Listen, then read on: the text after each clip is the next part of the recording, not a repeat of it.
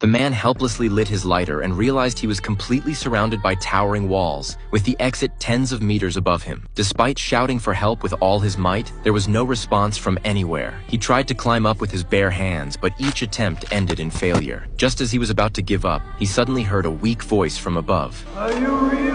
Though confused, the man still desperately called out for help. Soon, a rope was thrown down to him, and he quickly grabbed it and began climbing. But then, he suddenly heard his son's voice calling from below, nearly causing him to fall in shock. When he looked down again, his son had vanished. It was clearly a hallucination. The place was far too strange, and the man didn't dare lose focus anymore. He could only keep climbing upward with all his strength. After an unknown amount of time, he finally reached the top, only to be terrified by the sight before him. A skinny old man was tied to the wall. The man had rescued him just to ask him to end his life and free him from his suffering. But the man refused, and instead planned to take him back to the town for help, unaware that the town had become even more dangerous. Suddenly, a tour bus arrived, and panic broke out instantly. Usually, only a few people would show up at a time, but this time a whole busload had arrived. Since the town was overrun with monsters at night, they had to explain everything to the newcomers as quickly as possible. Before night fell, everyone hid in a nearby house. Soon, the town leader arrived with others. But no matter how he explained, the bus driver insisted on leaving and even thought the leader was mentally unstable.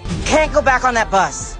Get out of my way! While the two were arguing, a nearby building suddenly collapsed, trapping several residents underneath. But with night approaching fast, the monsters would appear any moment, making rescue impossible. All they could do was hope some would survive the night. Meanwhile, the driver still wanted to lead the group out, unaware they were already trapped. Seeing this, the leader rushed to stop them. If they were still outside after dark, it would mean certain death. To prevent further loss of life, the leader shot out the bus tires and ordered everyone back inside. Still, a few tourists turned and ran, completely unaware of how foolish their decision was. Night fell quickly. The runaway tourists were still hiding and wandering around. Fatima, seeing this, had no choice but to shout out a warning: do not speak to strangers. They had to stay quiet until dawn. As more and more monsters appeared, Fatima and her boyfriend hid inside a house, praying those outside would survive the night. But the tourists ignored every warning and even walked up to shake hands with the monsters. Their screams soon echoed across the entire town. It was only then that everyone began to grasp just how terrifying this town really was. And little did they know, this was just the beginning.